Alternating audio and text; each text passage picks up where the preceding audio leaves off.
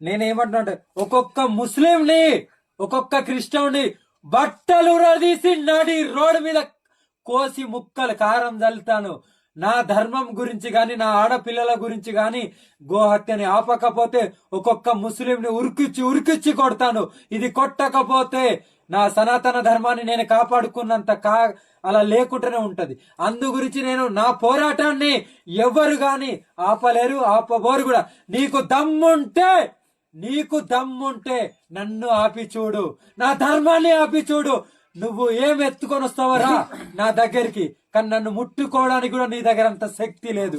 ఒక్కొక్క ముస్లింని గాని ఇక్కడ ఇదే హిందుస్థాన్ లో లేకుండా చేసే బాధ్యత నాది. ఇక్కడ అందరు హిందువులే ఉండాలి. ఇది హిందూ దేశం, హిందూ రాష్ట్ర, హిందూ దేశం. నేను ఇది కూడా చెప్తున్నాను, హిందువుని ముట్టాలంటే గజ గజ గజ గజ పట్టాలి. ఒక్కొక్క తల్వార్ హత్యార్ దిగుతుంది.